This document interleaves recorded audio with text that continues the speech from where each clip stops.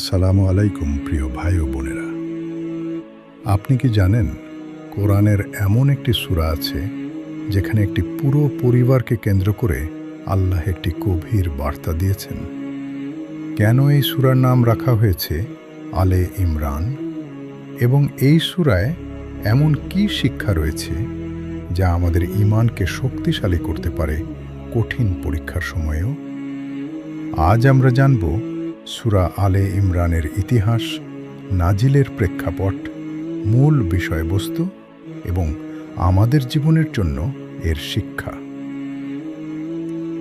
আপনাদের সবাইকে স্বাগতম আমাদের ইসলামিক চ্যানেল শেষ ঠিকানাতে, যেখানে আমরা কোরআন ও হাদিসের আলোকে এমন বিষয়গুলো নিয়ে আলোচনা করি যা আমাদের জীবনকে সুন্দর, নিরাপদ এবং আখিরাতমুখী করতে সাহায্য করে।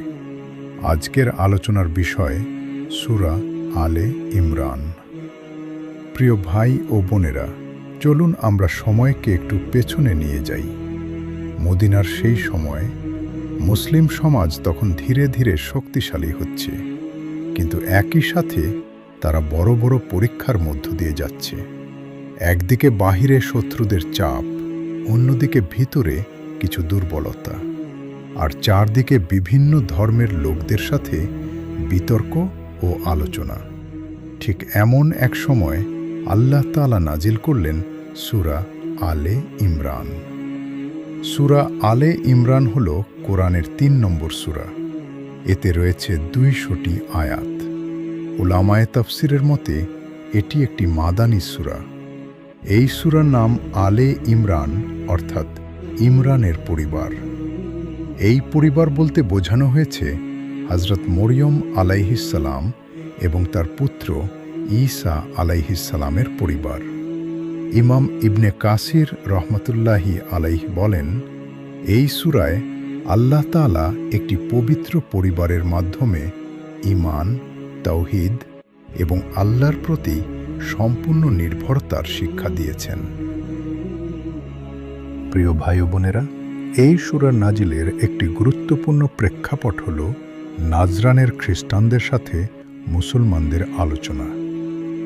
তারা রাসূলুল্লাহ সাল্লাল্লাহু আলাইহি ওয়াসাল্লামের কাছে এসেছিল ঈসা আলাইহিসসালাম সম্পর্কে বিতর্ক করতে। তারা ঈসা আলাইহিসসালামকে আল্লাহর পুত্র মনে করত, কিন্তু এই সূরার মাধ্যমে আল্লাহ স্পষ্ট করে দেন ঈসা আলাইহিসসালাম একজন নবী, আল্লাহর বান্দা। ইমাম তাবারী রহমতুল্লাহি আলাইহি বলেন, এই সূরার একটি বড় অংশ নাজিল হয়েছিল এই বিশ্বাসকে সংশোধন করার জন্য।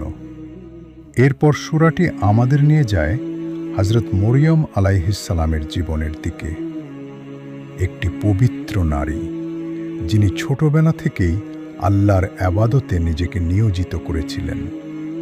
তার মা তাকে আল্লাহর জন্য উৎসর্গ করেছিলেন, আর আল্লাহ তাকে এমন মর্যাদা দিয়েছেন যা ইতিহাসে বিরল।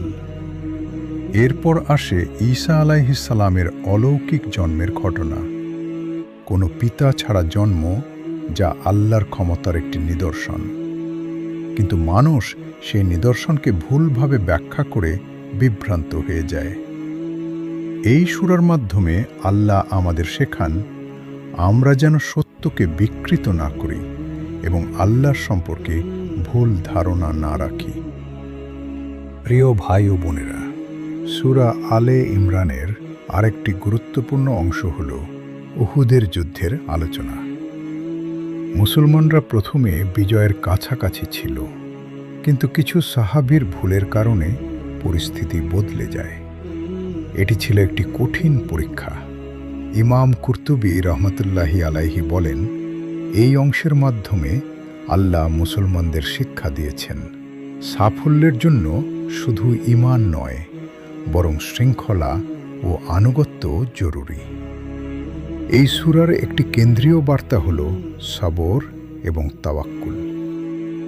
কঠিন সময় আসবেই, পরীক্ষা আসবেই, কিন্তু যারা আল্লাহর উপর ভরসা রাখে তারা শেষ পর্যন্ত সফল হয়।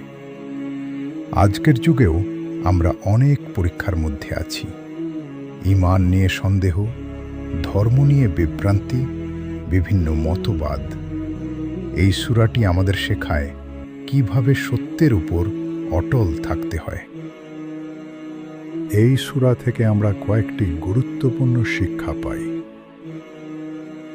প্রথম শিক্ষা, ঈমানের উপর দৃঢ় থাকতে হবে। দ্বিতীয় শিক্ষা, সত্যকে বিকৃত করা যাবে না।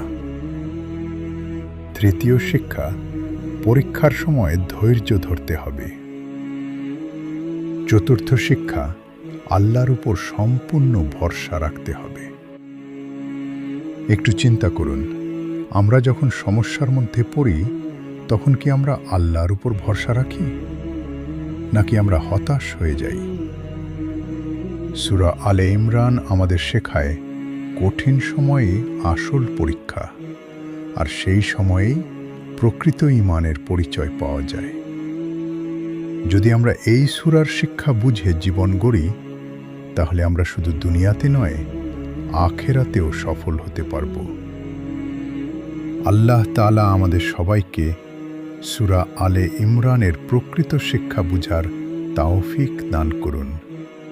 আমাদের ঈমানকে দৃঢ় করুন এবং আমাদেরকে সব পরীক্ষায় সফল করুন। আমিন। আপনাদের যদি এই আলোচনা উপকারী মনে হয়, তাহলে আমাদের ইসলামিক চ্যানেল শেষ ঠিকানা সাবস্ক্রাইব করে আমাদের সাথেই থাকুন। ভিডিওটি শেয়ার করুন যাতে এই গুরুত্বপূর্ণ বার্তাটি আরও মানুষের কাছে পৌঁছে যায়। আসসালামু আলাইকুম ওয়া রাহমাতুল্লাহ।